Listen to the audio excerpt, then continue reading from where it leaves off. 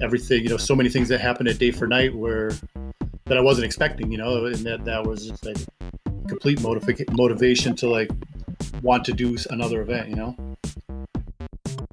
So Why? Because just the energy of the crowd and yeah, well, no, it was so it's like with Day for Night, it's like I don't even know, like at some point Aphex Twin, made a post with that cheesy Day for Night logo, so it's like he was playing there.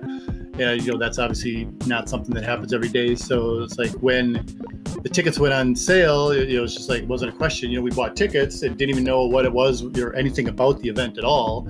And got the tickets, and they hadn't even said anything about the lineup yet. And then refresh the website after we bought the tickets. And it's like, I'm like a huge Jason Mary Chain fan. It's like my favorite band. It's like they were playing, the Butthole Surfers were playing, Square Pusher was playing, Ankle Pants was playing. I was like, holy Christ, this is crazy, Our listeners, the people who are on this channel were at Day for Night or were interested in being at Day for Night and listened along or read along with our whole journey. So it's worth mentioning that Henny was there with us, even though he's not a Watermer. I know him through, various shows. He was at Day for Night? He was at Day for Night, yeah. And, he was at, there was an after party on the Friday when we got there, which is the first time we all met, actually. And it was at Satellite, remember that? Yeah, before the... Well, yeah, well, he was there. Yeah, and when I met him there, he was like, you want to find me during Aphex Twin tomorrow, man? I'll be in the mosh pit. And I was like, no way. there's going to be a mosh pit. He's like, oh yeah, I'm starting it.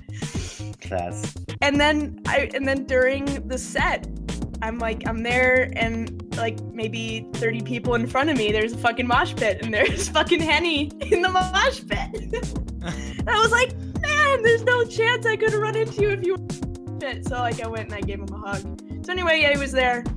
And now Whitley has met him. So yeah, he's an unofficial member of the Snare Up crew.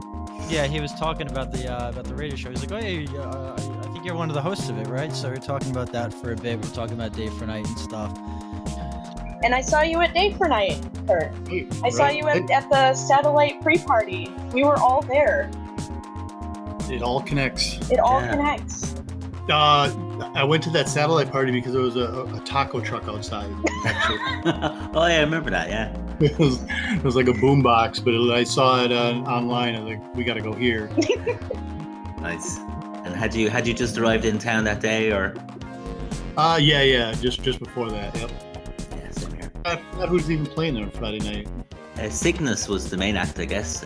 He had supported Altecker in their previous tour of the States. Right. Yeah. So, and I guess like all, that party and then all the afterwards were kind of just in that same area. So we just wanted to, at some point we weren't going to be able to easily figure out where we were going. So we thought we should figure out where we're going or it was going to be harder. Yeah. And a good place to start would be tacos. Right, I am with you there. A good place to start would be when you're not on drugs. So that's what I meant. So. Oh, words of the wise. Okay. Do some pre-trip planning. Did you guys meet Flylo at Day for Night or? No, who had their picture taken with him? Was that Chris or? Yeah, it was actually me. And, cool, man. People, yeah. I walked up to him. I was like, "Yo, Flylo, I know you have to get backstage. I don't want to bother you too much. Could I just grab a picture?" And then he was just super quiet. He just looked at me and just gave me like the coolest high five ever. He didn't say a word the entire time. No way. Yeah. I don't really know what that was about, but he's a cool guy, I guess. So.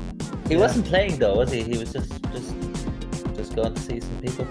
He's got really close ties with Thundercat, so I know he's done a few tracks with him.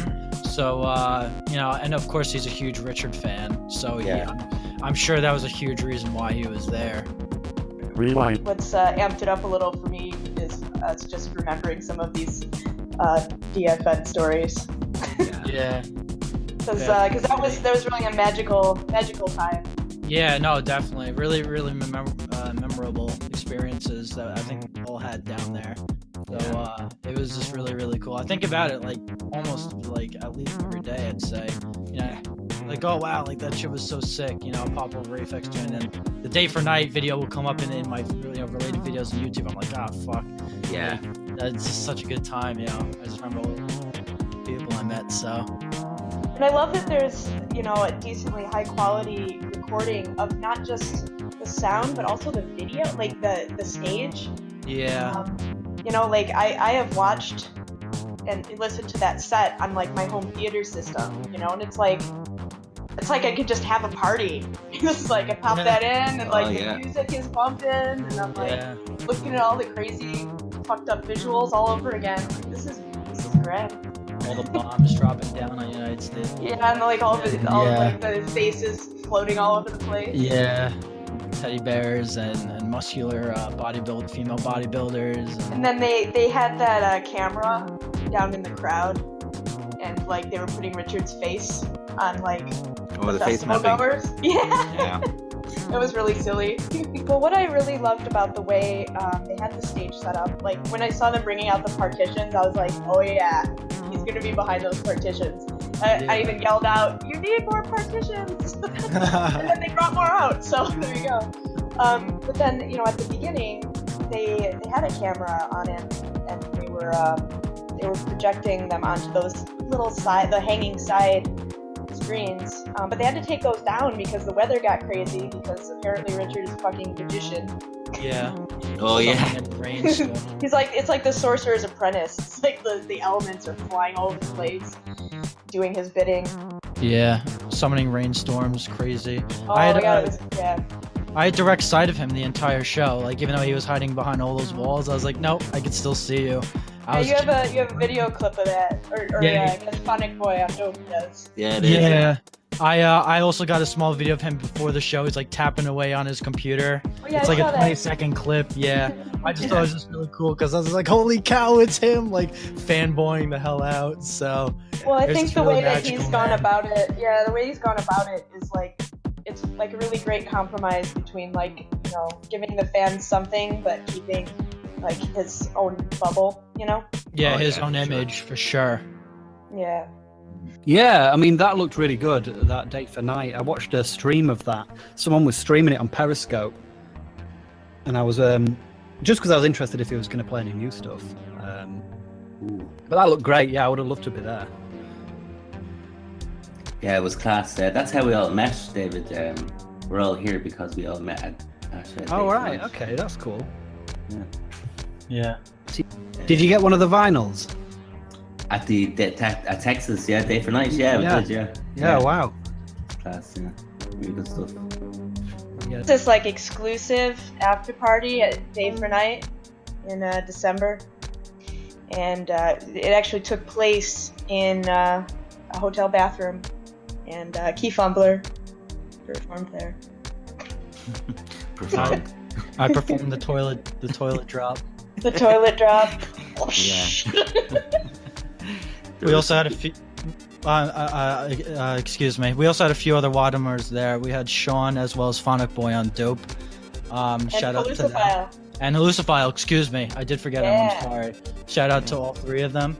So yeah. It was still like overall like the music and the energy, you know, and like it was all really, you know, still dark, you know, and like the music was hard, and you know, a lot of people dressed in black, you know, and it was like, you know, it was, and it just occurred to me, you know, like there's, you know, 20,000 people here or whatever it was, you know, and it was that like they're all here and they're into like the stuff that they're into is like what I do, you know, or what I did, you know. It was kind of like all those years in the 2000s where it was all EDM and just, you know, happy and cheesy and poppy, you know. It's like it seemed like, wait, maybe this is over, you know, maybe there are enough people that are into, you know, dark music again and hard music again, you know. So that was kind of eye-opening, and you know, and I guess what was like some others, you know, just the fact that it was like an event that was like based around art and music, you know, like you go to a lot of these music festivals and they have art there, but it's still like a music festival with art at it, you know, whereas this was like an art thing with music, you know. I mean, they both could have stood alone easy enough, you know, and the art was really cool there, you know, and you know, all the light installations and stuff, you know, again with dark music, you know. So that's kind of like a lot of the stuff that we used to do too, not on that level obviously, but just, you know, like do like installation kind of things that weren't really decor or rave related, but just more like meant to like freak people out or make them think, you know. And we, you know, we did a lot of that, you know. So it was another thing where it kind of resonated with me, where I was like, you know, this is really cool, you know, this is what, you know, I used to do too, you know. And then I guess the last thing was just like, I don't, you know, I live here in the middle of nowhere, you know, so I don't really get off this place much, you know. So just like, you think everybody's just tied to like, you know, social media and their phones or whatever, but it still seems like people are really into like the human connection thing and just like going somewhere and like just being around people. And maybe that's why like these music festivals are, even though a lot of the music is bad, you know, they're really popular, you know, because people, it's just their outlet or their opportunity to like do that sort of thing. So like those are like the three main things where it was like, you know,